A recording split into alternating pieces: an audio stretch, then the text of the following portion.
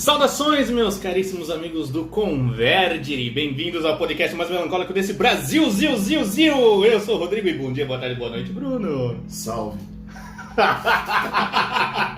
Somos um lugar aí que eu não servo pra isso.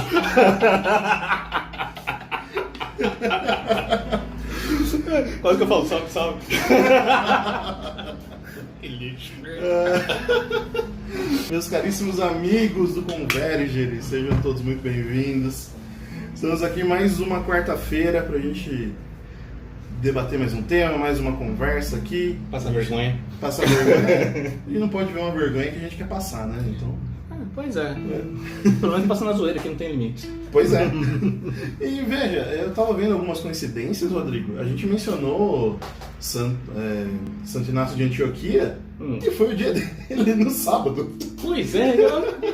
Bom, não acredito em coincidência. Pra mim é providência. Exatamente. Providência. Exatamente. Meu, a gente não pesquisando, as coisas vão acontecendo aí. Tudo bem que eu lembro de Santo Inácio de Antioquia por causa do dia 2 de janeiro, que é o dia do Santíssimo Nome de Jesus e é o dia do batismo de Santa Teresinha.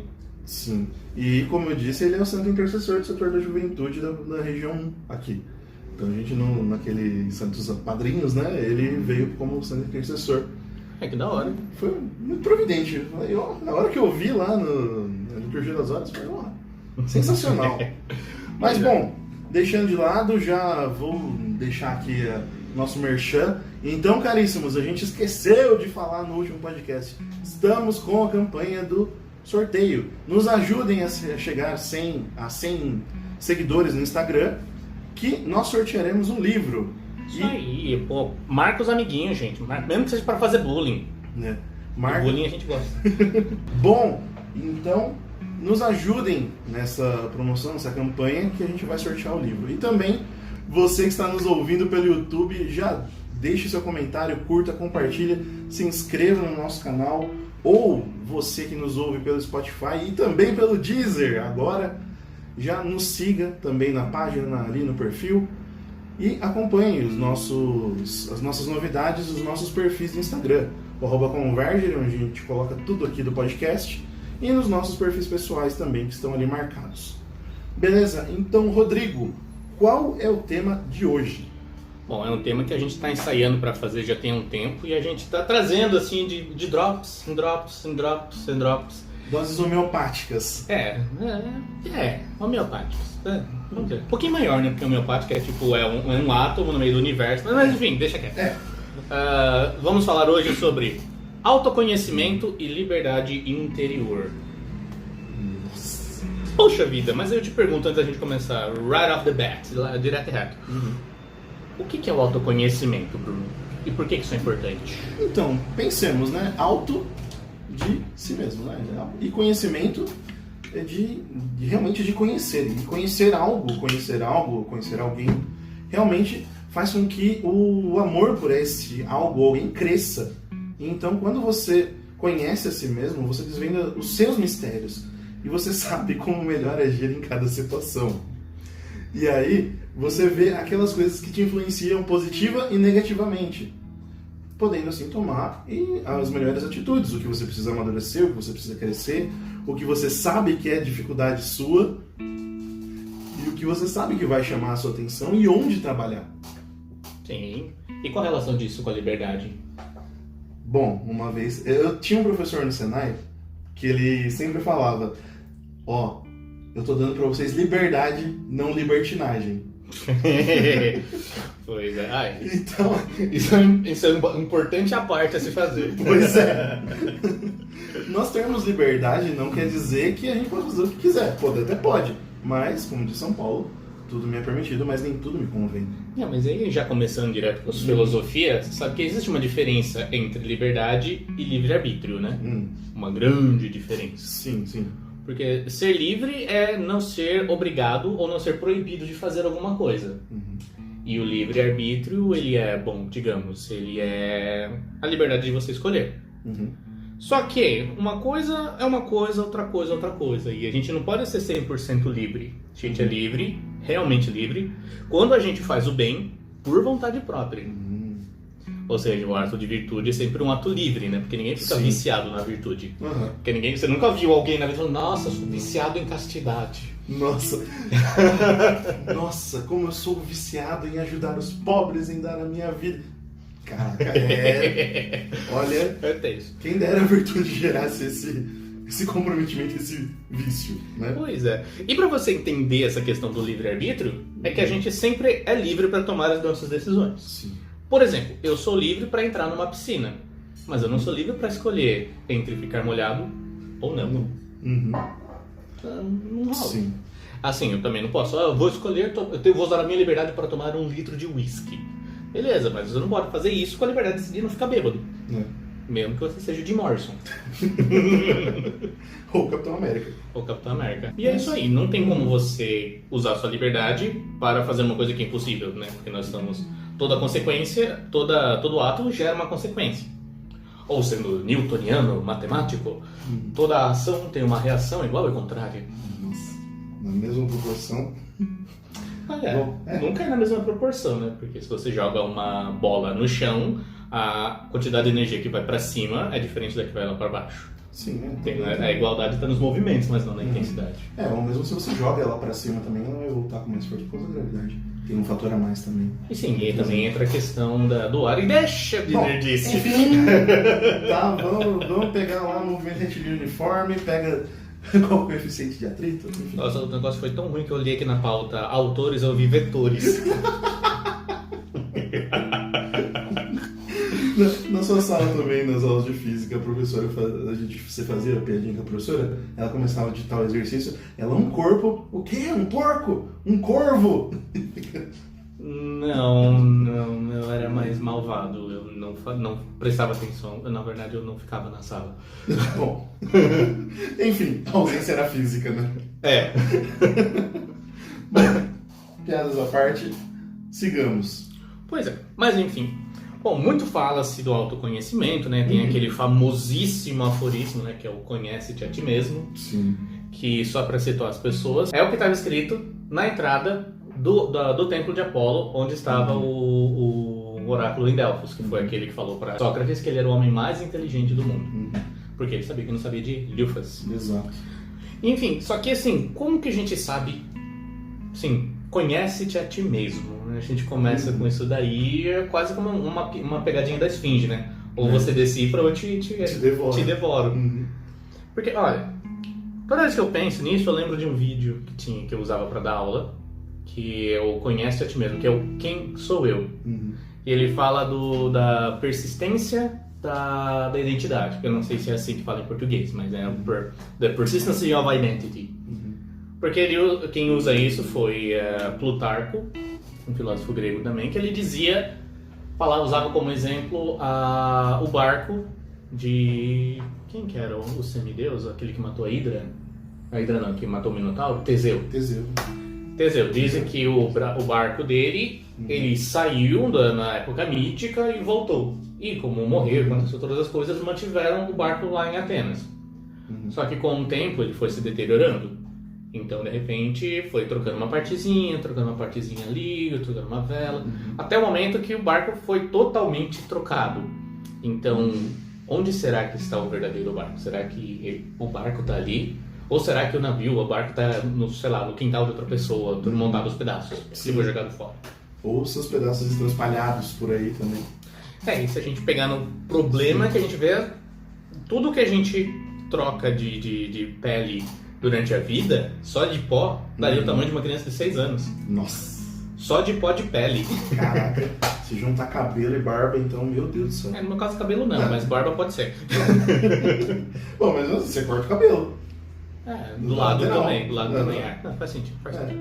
Mas enfim, é isso aí. E quem são os autores, né? Os autores que a gente gosta, que sempre falam do autoconhecimento e focam bastante nesse quesito. Um deles você vive falando, né? Então... Contigo. Vai que é tua, negão. Santa Catarina de Sena. Na verdade, né, no diálogo não é nem ela que fala. É Deus Pai falando com ela.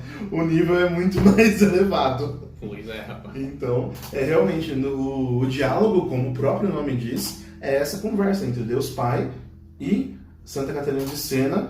E Deus ali, ele revela a Santa Catarina como ele trabalha nas almas. Para que elas sejam santificadas. Para que elas sejam santas e se aproximem cada vez mais dele. Então, como eu até já citei em outros podcasts, né? Deus Pai fala que o primeiro passo para se chegar até Ele é o autoconhecimento. Porque uma vez que você conhece as suas misérias, as suas pequenezas, você consegue admirar o quão grande é Deus. E ele diz mais o seguinte também, um pouco mais para frente, se eu não me engano, capítulo 18 e 19, que conhecer-se puramente por diversão, sem tentar se conhecer, sem ser puramente para amar mais a Deus, é vanglória, é soberba. De fato. E você simplesmente não cresce na virtude, você não cresce em nada. Você só vai estar sendo o quê? Narcisista. Pois é, e é uma linha tênue isso, né? Porque toda vez que a gente volta... Porque uma coisa que eu acho bem engraçada, fugindo desses nossos autores, mas como assim, eu sou o lado mais filosófico e mundano desse negócio todo aqui, tem um autor recente, que é o Ryan Holiday, que ele é um dos expoentes aí, que ele tem o site dele, o Daily Stoic, que é não sei se pode dizer o estoico no dia a dia, o dia a dia estoico, ou algo do tipo. Estoico nos dias de hoje? Não, estoico diário, porque todo dia ele põe uma meditação, alguma coisa assim. E ele tem um livro, né, que chama O Inimigo é o Ego. Ego is the Enemy, em inglês. Então, em português eu não lembro como que foi traduzido. Que ele fala realmente que toda a luta do estoico para se dominar com as virtudes é para matar esse ego. Porque esse ego, ele é o que leva a gente a querer se autopreservar e se proteger de todas essas coisas. Sim, ou mesmo amar a si mesmo, chegar nessa soberba, né? Pois é o que Santo Agostinho diz, né? Chegar ao conhecimento de Deus até o desprezo de si, ou chegar ao amor de si até o desprezo de Deus.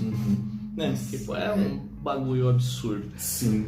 E outro autor que fala bastante de ego, mas no sentido da importância de construir um certo ego antes de você poder matá-lo, é o Jordan Peterson. Sim. Com as 12 regras para a vida. Sim. Excelente livro. E eu estou relendo, né? Porque ontem eu assisti aquele documentário e falei, nossa, da hora. Aí eu entendi as ilustrações que é o filho e a filha dele. Sim. Mas sobre os 12 regras tem uma discussão muito grande que a tradução está bem pobre.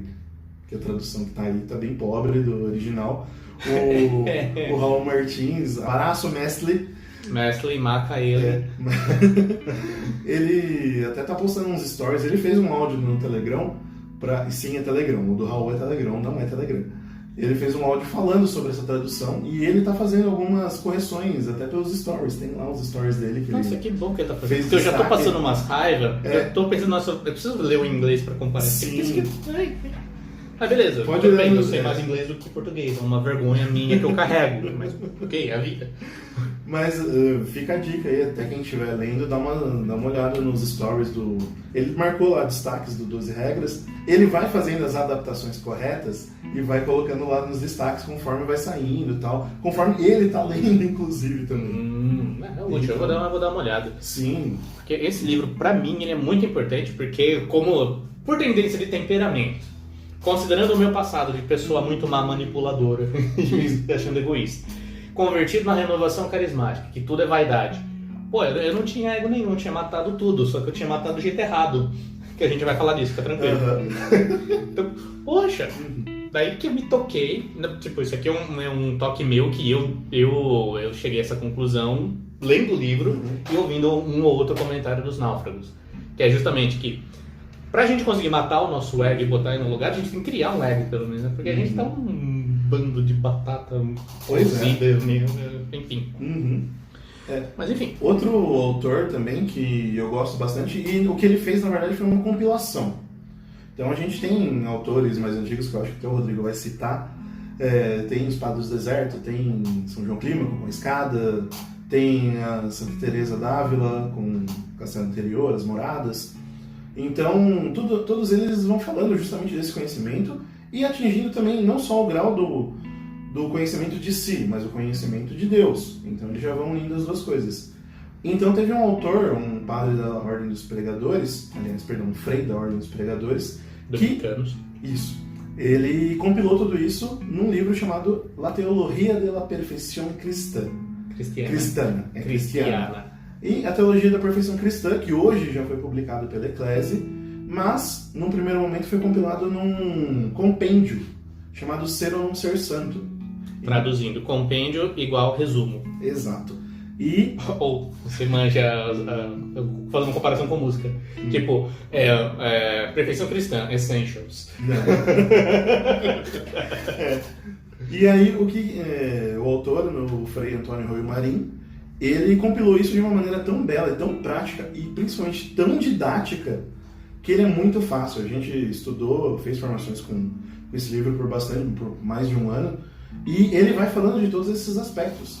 Então o Frei Antônio Rui Marim, ele vai falando de todos os elementos, não é exatamente o foco do livro, o autoconhecimento, mas o que ele aborda desse autoconhecimento é interessantíssimo.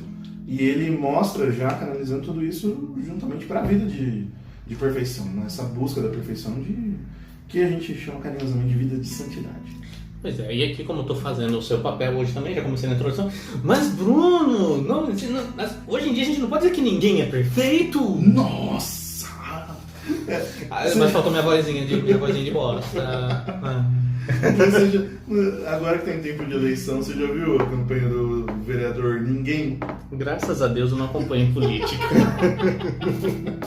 Eu quero...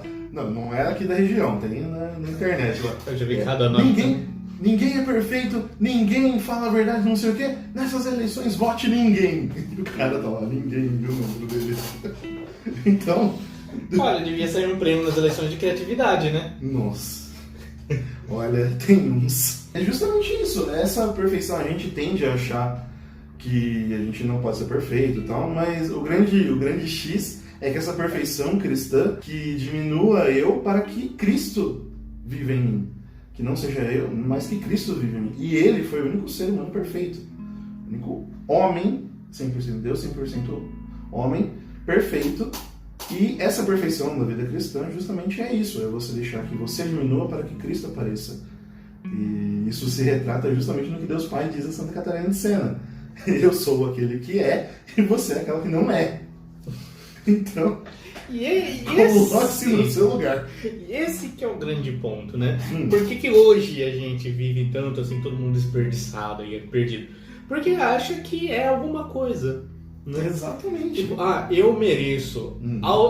Amor próprio é fundamental, né? Sim, fundamental, vai pro inferno, mas é uma passagem só de ida. Não, fulano, isso em final de relacionamento é o que mais ouve. Não, agora dá um tempo pra você.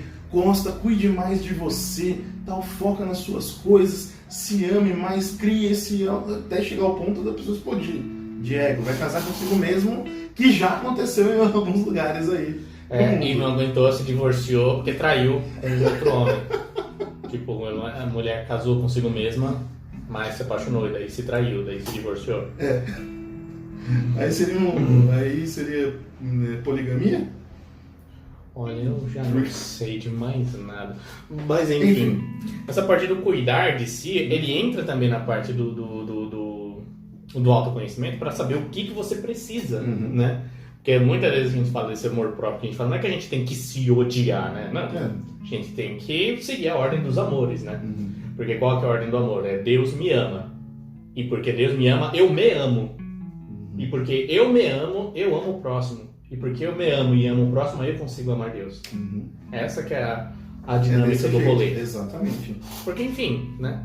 Amar a Deus sobre todas as coisas e o próximo como a ti mesmo. Como você vai se amar o seu próximo se você não se ama? Só que todo mundo se ama errado. E esse amor doentio tem até um nome bonito, porque tudo nesse mundo tem um nome bonito. E essa é a filáusia, que é em grego. Mas se formos traduzir, não ao pé da letra, mas o que significa é o amor de si contra si. Porque traduzido literalmente é auto-amor, né? Autos, a si mesmo, óbvio, né? Auto. E o filia, que é o amor, é a autofilia, praticamente é o... Deixa quieto. Enfim. You got my point. Mas é interessante isso, que gostaria de citar 2 livros agora. Um deles que fala justamente da terapia das doenças espirituais, que é Um Olhar que Cura, de Paulo Ricardo. Fantástico, ele pega a filáusia ali e vai Sim, estamos esperando o segundo volume até hoje, Padre Paulo, sem pressão. Tem o curso, né? Tem um vídeo. Beleza, mas o livro. E o livro? Pra gente riscar, eu não consigo riscar o livro, o curso. O vídeo. Você olha o monitor riscado. E o outro, já faço a campanha aqui, não sei se vão me autorizar ou não, mas já faço aqui. Servo de Deus, Dom Gabriel Paulino Bueno Couto, primeiro bispo aqui da Diocese de Jundiaí, ele tem um livro chamado Homem e Sua Realização. É o livro no qual eu estou trabalhando atualmente, na sua revisão. E nesse livro ele fala justamente dessa formação do homem e essa busca da felicidade. O prefácio dele, ele diz realmente como numa viagem o homem ele precisa desse roteiro. E esse livro é esse itinerário. Então você seguindo esses passos aqui, você encontra uma realização e um destino, no qual é chegar até Cristo. E é fantástico. Ele é extremamente tomista e fala de uma forma assim, ele já dando um pequeno spoiler aqui, ele fala sobre 4 harmonias que o homem precisa estar em sintonia para chegar até Deus e principalmente ser feliz. Então a primeira delas é estar em harmonia consigo mesmo. Aliás, estar em harmonia com Deus.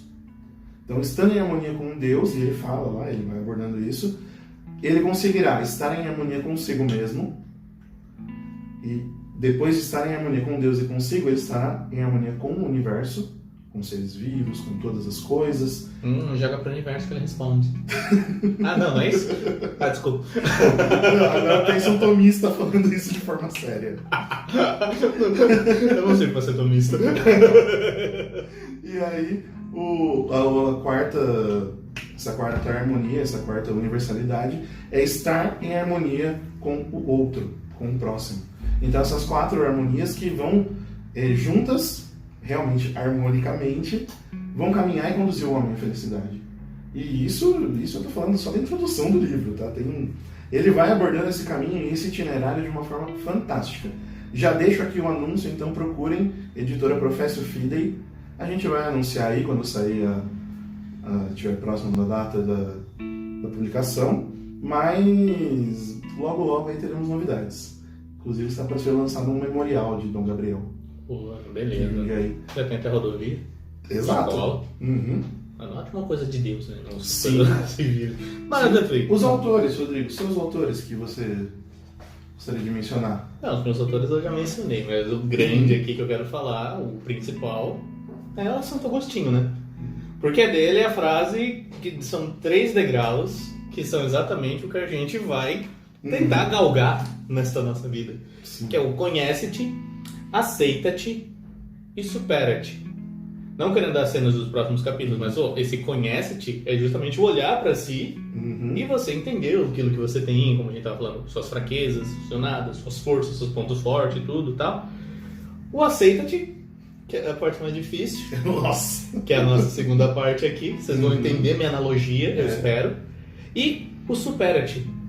Poxa, se você já está aqui, vamos passar para outro nível. Próximo, vamos melhorar. Né? E já que nós falamos de conhece-te, aceita-te e supera-te, como que a gente vai se conhecer? Nossa, vocês falaram tudo muito bonito, mas qual que é o primeiro caminho para a gente se conhecer? A gente ficar se olhando no espelho, se admirando... Ou fazer um desenho de si mesmo. Não, ou a principal é a gente desenvolver uma coisa chamada vida interior. O que é a vida interior? É fazer igual a Daí Utiba, ir lá pro meio do mato? Não, bem que eu queria, mas não é isso não. Já moramos em Jundiaí, estamos em vida interior? Bem interior, né? Interior que a gente fala dia, ó, e ó que é oi. Porteiro, portão. Que nem todo mundo fala porteiro, não. É mais pro povo que vem de fora. Sim. Aqui todo mundo fala que tá olhando, então nem fala direito. Não, ou não dá seta também, que é outro mal daqui da cidade. Porque seta eu acho que... realmente, mas seta é um item tão importante, tão inovador, que eu acho que devia vir de fábrica, cara. Eu não devia deixar como opcional. Mas enfim. Começou a virar pensou em virar o volante, a seta já liga sozinha, né? Sonho. Nossa, porque você precisa fazer o movimento, dar a seta antes de virar, né? Exatamente. Curso básico de CFC aqui. CFC, clorofluorcarboneto, né? Esquece. Mas enfim, vida interior. Bom, vida interior, vamos separar, não é só vida de oração. Né? A vida de oração ela é muito importante. Mas vamos entender que nós somos exterior e interior. Qual que é a nossa vida exterior? É a nossa vida material, né? O nosso dia a dia. Só que nós temos uma coisa chamada espírito, que nós podemos chamar aqui, ou se você não quiser usar os termos religiosos, porque religiosos ofendem, é a sua psique, é a sua mente. Já abordamos isso no de espiritualidade, né? Exato. No episódio de espiritualidade a gente falou um pouco disso. Sim, e uma coisa que é importantíssima, que a gente dá pouca atenção, é para os nossos pensamentos. Porque, bom, primeiro que as técnicas de meditação oriental, né, aquelas que você usa para colocar o cérebro no stand-by, você se livrar dos pensamentos, né? Ok, é impossível, porque a fantasia é louca da casa, né? Então você tem que, né, dar um jeitinho aí. Exatamente. Mas como louca da casa também, ela tem um potencial grande, né? Tem, mas você sabe que fantasia, na verdade, para Aristóteles, ele é a junção de duas faculdades, a memória e a imaginação. Porque ele considera as duas a mesma coisa. Por quê? Porque não existe nada na nossa memória que não tenha passado pelos sentidos. Sim. E a memória, ela não entra em ato em si mesmo. Ela entra em ato na inteligência. Sim. E como que ela entra em ato? Qual que é esse processo dela passar ali do hard drive para o monitor? Através da fantasia. Exato. Ou a imaginação. E imaginar é criar imagens. Sim. E é justamente com todo esse porém, é com todo esse passo a passo que a gente forma os pensamentos, né? E esses pensamentos, eles precisam ser observados. Por quê? Porque quando a gente fala que mente vazia é a oficina do diabo, não é brincadeira. Porque quando a gente deixa o espírito muito livre, ele se comporta como um animal. E como que um animal fica? Vagando, se esfregando nas pernas. Porque enjoou da bolsa. Até querer voltar pra deitar em cima da bolsa, procurando alguma linha pra puxar. É isso aí, porque onde passa, se esfrega. É isso, nossa mente é um gato. Só que isso que a gente chama, na verdade, de mente vadia, né? É a mente sem estar focada em alguma coisa. E uma coisa que as pessoas não entendem, ou pelo menos esqueceram hoje em dia, é que a gente precisa prestar atenção em algumas coisas, manter o foco. Como a gente falou também na espiritualidade, hoje em dia a gente está com um tempo de atenção menor do que um peixinho dourado. O peixinho dourado presta mais atenção do que a gente. E por que isso acontece? Porque a gente acha que tudo é uma coisa só. E outra, eu tenho, na minha experiência, que ninguém trabalha 8 horas por dia ininterruptamente. Mesmo tendo trocentas coisas para fazer, você acaba dando uma variada. Sim. Né? E essa variada, se você deixa, a mente vai para qualquer lugar. Sim. Vide se você vai no banheiro com o Instagram, o YouTube. E no banheiro com o celular. Mas depende do que você vai fazer, né? Porque às vezes, tem vezes que a perna dorme, cara. Aí não dá. Poxa vida, nem com um livro eu ficava assim, Nossa, já passou 2 horas. Mas, eu já li uma teoria sobre isso. O problema é quando deixa a calça, a bermuda arriada. Ah, é? Porque ela prende a circulação. Se você fica sem, aí não dorme. Eu li a teoria. Olha, a prática pra mim não funciona. Eu não sei, eu nunca vi. Olha, vocês me desculpem esse momento de revelação, mas eu gosto de cagar antes de tomar banho. Então, literalmente eu sou brincando. É literalmente uma revelação privada.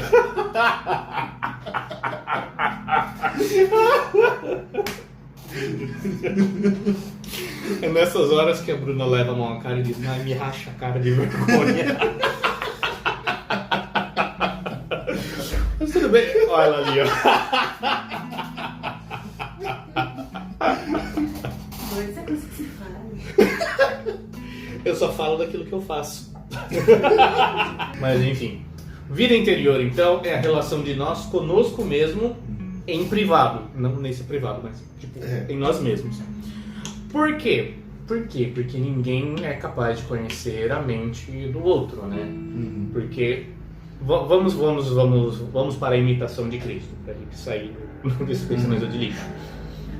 Na imitação de Cristo, ele diz, de forma geral, numa releitura, que é basicamente assim: quem se conhece, despreza-se e não se vangloria de humanos louvores.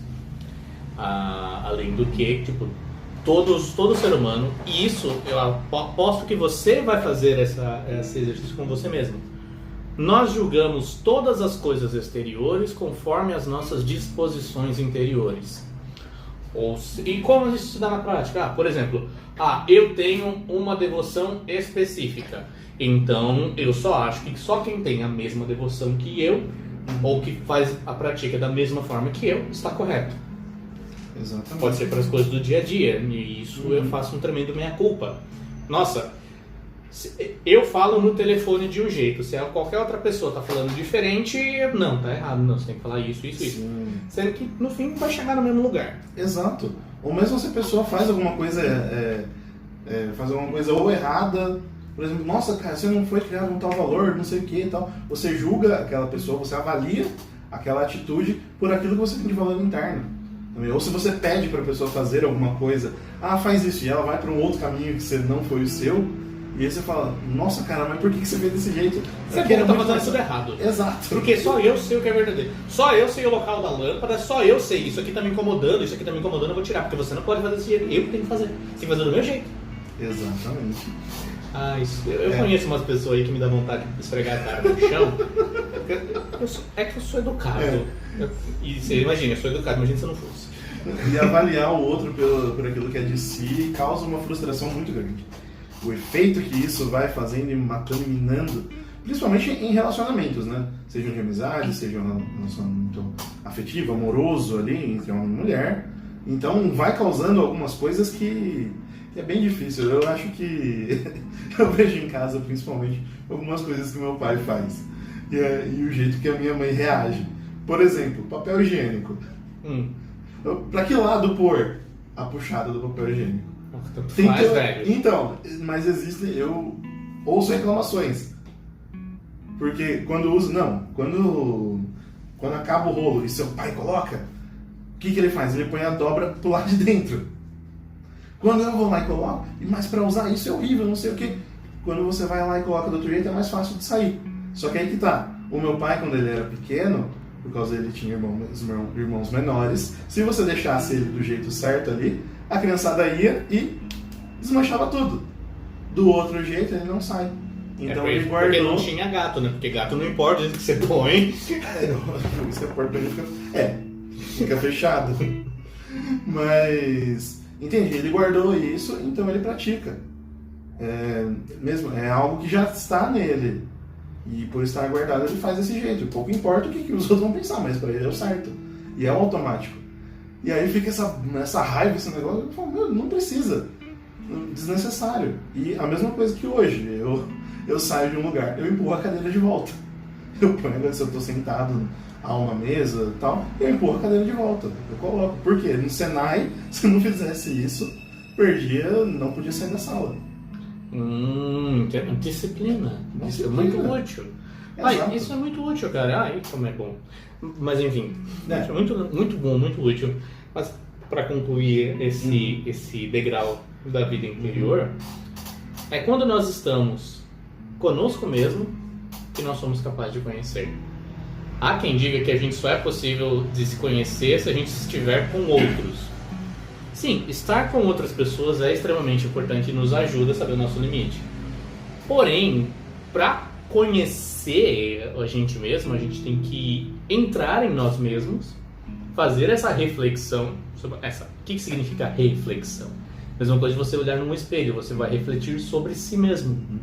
E esse refletir sobre si mesmo é uma coisa que ninguém quer fazer porque dói, é feio. Porque a gente tem a grande ilusão de que a gente é sempre melhor do que aquilo que a gente realmente é. Exato. Porque se você perguntar das suas maneiras, dos seus trejeitos, para uma terceira pessoa, ela nunca vai concordar com aquilo que você pensa. E você pode descobrir que você é muito pior do que você imagina. Exatamente. Ou melhor, né? Porque até a gente até compete para ver quem é mais ruim. E enfim, é nesse entrar em nós mesmos que a gente encontra os nossos demônios. Isso é uma coisa que que eu sinto falta no português. Que, por exemplo, sempre que eles falam... Por exemplo, meu exemplo agora vai ser música, né? Como, por exemplo, The Unforgiven 2 do Metallica, né? To make my demons run. Fazer os meus demônios fugirem. E esse demônio que me haunt, como que eu falo isso? Assombra. Assombra, muito obrigado. Isso, que me assombra, que me persegue. E é sempre, isso aí, na verdade, é só um jeito poético de se falar do quê? De uma síndrome de feedback, ciclo de feedback positivo. Sim. Né? Que é como se fosse uma microfonia. Uhum. E também, se você pegando, fazendo uma continha dos estoicos, né? Eles chamam alguns pensamentos de daimon, né? Daimon. E daimon que é a palavra grega que dá origem a demônio. E por quê? Aqui a gente também fala dos padres do deserto, que eles chamam os demônios de logismoi, que significa maus pensamentos. Quando a gente fala de mau pensamento, a gente fala, tem sua besteira, né, safadinho? Andou assistindo a banheira do Gugu. Mas não, todo mau pensamento. Por quê? Porque toda a nossa ação, ela começa com um pensamento. Porque o pensamento gera um sentimento que gera uma ação. Isso eu lembro do primeiro exercício espiritual de Santo Inácio online que eu fiz na vida. Nossa. Essa também é uma outra recomendação que a gente pode falar e fazer aqui, né? Sim. Que são os exercícios espirituais de Santo Inácio. Que justamente, como ele fez, né? Dentro de toda a história de conversão de Santo Inácio, o ápice ali foi justamente, ele se colocou na caverna ali e fez esse retiro dele de 30 dias, no qual ele saiu convertido. Ali ele conheceu e viveu a experiência com Cristo. E ali ele teve realmente esse encontro com a verdade. Mas antes dele se encontrar com a verdade, quem foi que ele encontrou? O demônio. E isso é uma simbologia muito importante dele entrar na caverna. Que é aquilo que a gente vê nas confissões de Santo Agostinho. Entrei no meu íntimo sob a tua guia. Porque quando a gente vai sozinho, meu amigo, é difícil. Essa figura da caverna, eu acho que pode ser também colocada como a figura do deserto. Exato. Essa passagem de você entrar dentro de si, né, fazer esse deserto dentro de si mesmo, ou entrar nessa sua caverna interior, ela tem essa analogia. E quando eu fiz um processo de deserto interior por algum tempo, e aí foi legal que um padre que me orientava, ele falou: Bruno, quando você entra no deserto ou na caverna, você encontra duas pessoas, Deus e o demônio. São essas duas. Quem vai sair é quem você vai escolher ali. E é muito bom você ter falado de deserto, cara, porque isso me lembra de uma coisa. Qual é o significado do deserto para o povo antigo? É a morada dos demônios. Qual que é a origem daquela expressão, bode expiatório? É do sacrifício de um bode, então. Mesmo, literal? Sim, que querendo ou não, tem a ver com o propiciatório dos judeus, né? Fazer o sacrifício de um bode mesmo, né? Sim, porque e asperge o sangue sobre o povo. Mas a origem do bode expiatório mesmo é o seguinte: faça a oração pelo perdão dos pecados e eles são lançados em um bode. O bode é oferecido, ele recebe coloca flores nos seus chifres, faz todo um enfeite, né? E manda ele pro deserto. Por quê? Porque é no deserto que habitam os demônios e é ali que eles vão consumi-lo. Sim. Porque é o bode que expia os pecados. E aqui está uma analogia bíblica que a gente tem que fazer. Por que no começo da vida pública Jesus foi para o deserto? Ele não foi lá, eu vou andar no deserto só para ficar sozinho comigo mesmo porque eu amo a minha presença, porque a minha presença é divina. Bom, poderia ser. Poderia, mas ele não precisa ir para o deserto para isso. Exato. Né? Então ele vai justamente para quê? Para ser tentado. O ápice ali é o momento da tentação. Sim. Onde o demônio realmente, ele chega na casa do maluco e chama o cara pra briga. Exato. E ele é Deus, mas tava ali como homem, né? Ele mostrou como o homem pode vencer a tentação. Sim. E justamente depois que ele vence a tentação, no deserto, os anjos vêm para servi-lo. Ou seja, assim como o povo judeu ficou no deserto, aquele lugar que era só lugar de maldição, acabou virando um lugar de santificação, de purificação. E também, por conta disso, a gente pode lembrar de um outro personagem, só que não bíblico dessa vez, mas dos padres da igreja, Santo Antão. Exatamente. Santo Antão do deserto. E por que ele foi para o deserto? Justamente para ficar sozinho. Para quê? Para lutar com o demônio. Eu tô lendo a vida de Santo Antão, por isso que eu falo com certeza isso. Ele vai justamente para comprar a briga. Tem um episódio que me chama muito a atenção. que ele foi para o deserto aos 25 anos, né? Ele já virou eremita, tinha pouca idade, não era muito velho. Quando tinha 25 anos ele foi de fato para o deserto, encontrou lá um antigo forte e se trancou lá dentro. Tipo, era só ele. De vez em quando alguém vinha trazer comida. E tem um episódio que ele estava sendo totalmente atormentado pelos demônios. Ele estava lá firme, forte, tal, acabando assim. De repente, abre-se o teto e aparece uma luz e vem Nosso Senhor falar com ele. As pessoas quando contam dizem, nossa, mas Senhor, diz que ele reclama. Oh Senhor, não sei que lá onde você estava. Não, ele já se lamenta, já todo humilde. Ele levanta o olhar e diz, oh meu Senhor, quão doce é a sua presença. Mas por que demoraste tanto para vir em meu auxílio, sendo que seria tão fácil para vós derrotar esses demônios? Porque eu estava aqui alegremente vendo você lutar. Pois é, é justamente isso, cara. É. Mas aí que tá, né? A gente não é Jesus nem Santo Antônio. Exato. Então a gente sofre do quê? Da dor, da solidão do deserto. Exato. Eu gosto muito de... Eu não sou muito fã dos livros, apesar de já ter lido muito, mas do Stephen King. Ele, no modo de escrita dele, ele não se importa nem no ponto de partida nem de chegada. Tanto que os finais dos livros dele são, assim, bem simples. Poxa, tudo termina ali muito silente, muito brusco. Silente, não ecoa muito aquele final grandioso que fica ressoando na cabeça. Você fica, meu Deus, nossa, que final. Não, ele termina de forma simples. Porque o importante dele é o que é? É a jornada. É a jornada, é o meio. Não se importa onde o destino, o lugar de destino, mas o meio, justamente essa luta. Essa luta para se chegar em algum lugar. E aí, se vai chegar ou não importa. Mas o meio é o que importa. Você me lembrou uma outra coisa também de escrita. Eu não lembro se é que autor que é, acho que é Goethe, não tenho certeza. Não, acho que não foi Goethe, mas algum autor da época dele, ele começou a escrever o livro dele pelo segundo volume. Já metendo o personagem em 1000. Agora, beleza, agora vamos escrever como que ele chegou até lá. Exatamente. E tem alguns escritores que utilizam isso. Ele escreve o final primeiro e escreve o meio. No começo ele vai pensar depois. De onde que chegou? No começo não tem muito que fugir, né? Sempre é o mesmo clichê, né? Sim. A jornada do herói é fim de papo. Exato. Mas eu, por exemplo, meu livro de fantasia, inclusive tem um pessoal aí já me cobrando. Porque vai fazer a cobrança agora, tipo, cadê? Você fala tanto, mas eu não vi nem rascunho, nem nada. Vai lá, tio. Bom, eu tô com uma ideia aí de começar a publicar algumas coisas, mas isso aí a gente vai discutir em off ainda. Mas o meu livro eu comecei pelo final. Eu tinha o final e o ponto de o ponto de chegada deles ali, das personagens que eu tô criando, dos arquétipos que eu criei ali e tal. Só que agora a minha crise é sobre o pano de fundo. Até deixo aqui o questionamento e pergunto a opinião gravada. Com testemunhas. Com testemunhas ainda. se eu faço uma história atual ou medieval. Por que não os dois, ué? Porque eu não... Essa história que eu estou fazendo obviamente, é de um grupo, tal, tem os arquétipos, tem os personagens ali.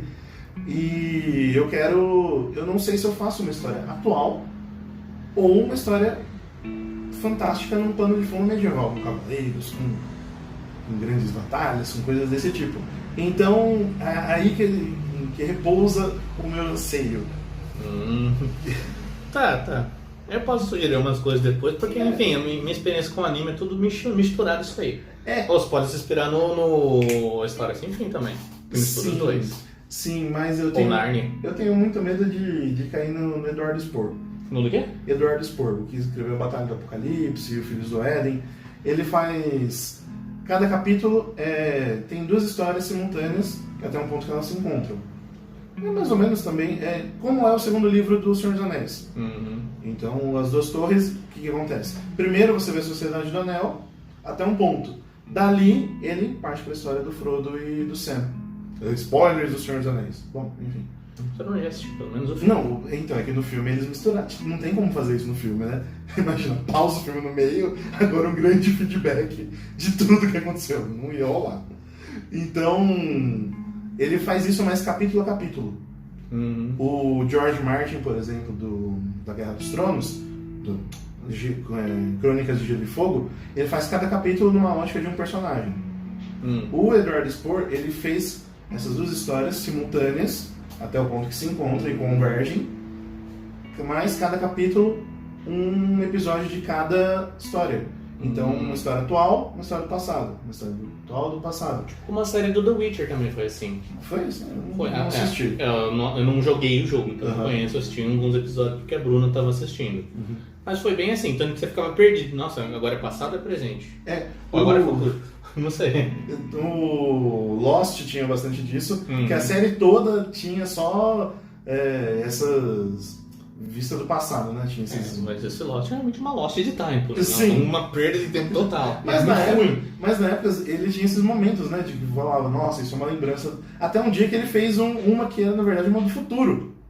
E a galera explodiu a cabeça, nossa! Eles já saíram da ilha, né? Na época, quando saiu. Então, enfim, por essa... Eu não quero usar esse recurso de escrever. Eu quero escrever retilíneo, como é o Hobbit, por exemplo. Entendi. Então, por isso eu não quero navegar por duas épocas. Eu quero uma... Enfim, pormenores. Legal. Tem um grande parêntese aqui. É um grande parêntese, mas enfim, foi um parêntese legal pra gente ter um tempo de pensar, né? Então. Isso é muito útil. Mas enfim, voltando a falar de deserto e de demônio, deixa eu te fazer uma pergunta, Bruno. Você gosta da sua própria companhia?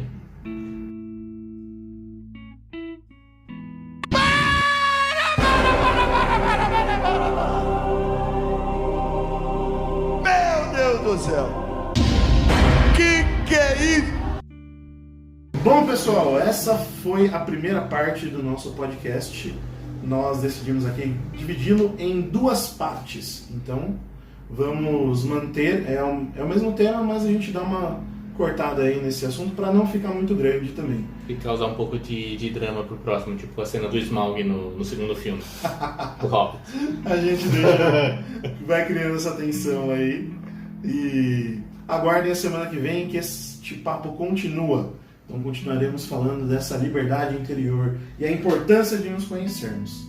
Então, um abraço, fiquem com Deus e até a próxima. Para o vario.